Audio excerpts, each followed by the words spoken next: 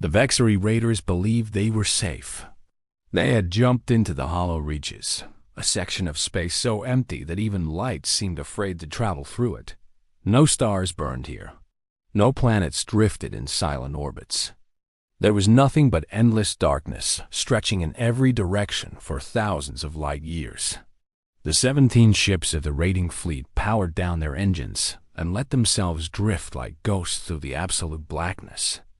Commander Threxus stood on the bridge of the lead vessel, his gray-scaled face twisted into what passed for a smile among his kind. Behind them lay the burning colony of New Helsinki, a human settlement they had gutted in less than 6 hours. They had taken everything of value: rare minerals, advanced technology, 300 human captives who would fetch excellent prices in the outer markets. The raid had been perfect. No ship has ever followed a target into the hollow reaches, Threxus said to his second-in-command. The humans are persistent, but they are not stupid. They know that tracking a vessel through this void is impossible. There are no navigation points, no reference stars, nothing to follow. We simply need to drift for 30 cycles, then emerge on the other side, rich and free. His second-in-command, a younger Vexery named Collis, nodded in agreement. The humans will search for us in normal space. They will check every known system within range. By the time they give up, we will be selling their people on Morrow Station. The bridge crew relaxed. Some of them began to celebrate quietly. They had pulled off the greatest raid in Vexery history. A human colony had been completely destroyed, and there would be no consequences. The Empire was too vast and too slow. Its mighty fleets could not catch what they could not find. For 3 cycles, nothing happened. The ships drifted in perfect silence through the void. The darkness was so complete, the crew members began to report strange feelings. Some said they felt watched. Others claimed to hear sounds coming from outside the hull, which was impossible in the vacuum of space. Threxus dismissed these reports as the natural nervousness that came from traveling through such an empty place. On the 4th cycle, the first ship vanished. It happened without warning. The vessel was there on the sensors one moment, drifting peacefully with the rest of the fleet. Then it was simply gone. No explosion, no distress signal, no debris. The ship and its crew of 40 Vexery raiders had ceased to exist. Threxus ordered all vessels to full alert. He demanded answers from his sensor operators, but they had nothing to give him. The ship had not moved. It had not been destroyed. It had simply stopped existing, as if the void itself had swallowed it whole. It must be a sensor malfunction, Collis suggested, though his voice trembled. Perhaps the emptiness is affecting our equipment. Threxus wanted to believe this. He ordered his communications officer to raise the missing vessel on every available frequency. There was no response. Just the empty hiss of static that seemed to grow louder the longer they listened. 2 more cycles passed in tense silence. The crew barely slept. Everyone watched the sensors, waiting for another ship to disappear. The fear spread through the fleet like a sickness. Then the second ship vanished, and the third, both within minutes of each other. This time, Threxus was watching the sensor display personally. He saw the ships on the screen, their signatures clear and strong. Then he watched those signatures fade like candle flames being snuffed out by an invisible hand. There was no transition, no flickering. One heartbeat they existed, and the next they did not. Panic began to spread through the fleet. Threxus received frantic calls from his other captains. They demanded to know what was happening. They begged for orders. Some wanted to power up their engines and flee the void immediately, even though this would make them visible to any pursuer. Others wanted to launch shuttles and search for survivors. None of these options made any sense.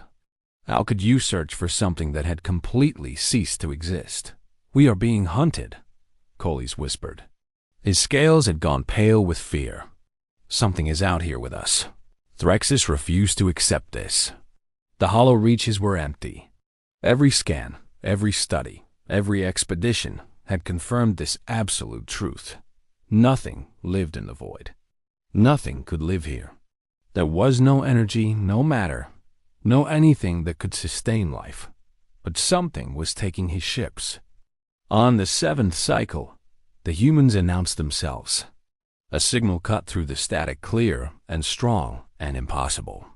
It carried the emblem of the Terran Imperial Navy and the voice of a human female who spoke with cold precision.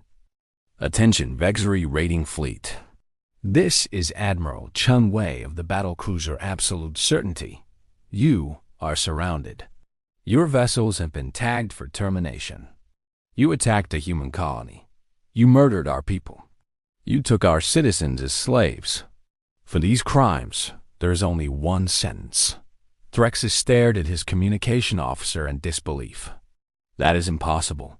No one can track through the void. There is nothing to follow. The human voice continued, as if the Admiral could hear his protests and found them amusing. You believe the void is empty because your sensors tell you so. Your species navigates by what you can see. Stars, planets, electromagnetic radiation. But the universe is far more complex than your instruments can measure.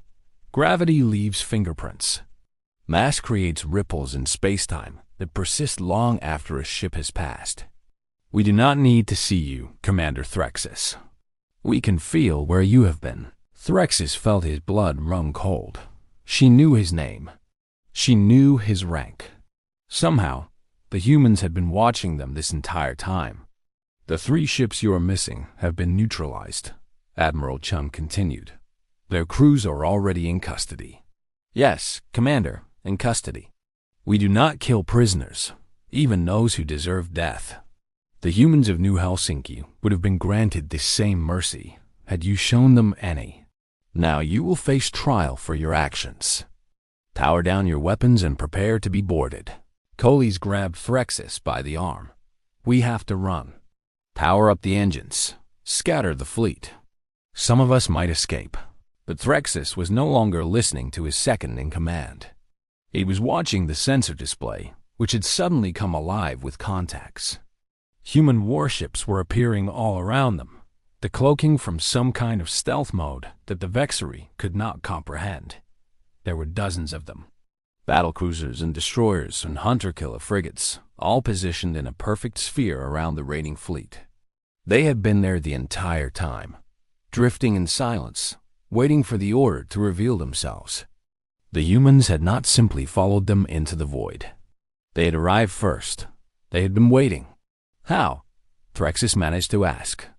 Admiral Chun's voice came through the speakers one final time, and this time, Threxus could hear something terrible in her tone. It was not anger or hatred. It was something far worse. It was the calm certainty of a predator that has never known defeat. You made the same mistake that every enemy of humanity has made. You assumed that running away would save you. You thought distance would protect you. But we come from a world where survival required us to chase prey across entire continents. We tracked animals through deserts and jungles and frozen wastelands. We followed herds for weeks without rest. Persistence is written into our genetic code. We do not tire. We do not give up. We do not forget. The human ships began to move, tightening the sphere, cutting off every possible escape route. Your ancestors looked at the stars and saw gods, the Admiral continued. Our ancestors looked at the stars and saw destinations. You flee into the void because you think emptiness will hide you, but we were born staring into the abyss. The darkness does not frighten us, Commander. It welcomes us home. Threxus tried to give the order to fight. He opened his mouth to command his fleet to attack, to go down with honor rather than submit to human judgment. But the words died in his throat. He looked at the sensor display and counted the enemy vessels. 47 human warships against his 14 remaining raiders. His ships were fast and deadly against civilian targets, but they were not built for war. The humans had brought an executioner's fleet into the void. The prisoners from New Helsinki, Admiral Chun said. Where are they? Threxus found his voice. Cargo Bay 7. All 300. Unharmed. Good. You will transfer them to our vessels immediately. Any resistance will result in the instant destruction of your ship. Any attempt to harm the prisoners will result in consequences that I promise you cannot imagine. Do you understand these terms? Threxus understood perfectly. He had heard stories about what happened to those who killed human prisoners. The Empire did not believe in torture, but they had other methods. Those who harmed innocent humans were tried publicly, their crimes displayed across 1,000 worlds. Then they were sentenced to labor on prison planets where conditions were harsh but survivable. The galaxy would watch. Everyone would remember. And no one would ever trade with shelter or assist the convicted parties again. Social death followed by slow physical death. It was, in its own way, worse than simple execution. I understand, Threxus said. The transfer took 2 hours. Human Marines boarded each Vesheri vessel, their weapons drawn, their faces hidden behind sealed helmets. They moved with frightening precision, securing the ships room by room, separating the crew from their weapons. The prisoners from New Helsinki were found exactly where Threxus had promised. They were frightened and injured, but alive. The Marines escorted them to shuttlecraft and flew them to the human vessels, where medical teams were waiting. Commander Threxus was the last to be taken. Admiral Chun came aboard personally to accept his surrender. She was a small woman by human standards, her black hair streaked with gray, her dark eyes sharp and unforgiving. She looked at Threxus with the expression of someone examining a disappointing specimen. "You will stand trial on Terra itself," she said. "The families of those you killed will watch. The survivors will testify. And when you are convicted, you will spend the rest of your life remembering what you did to New Helsinki." Threxus said nothing.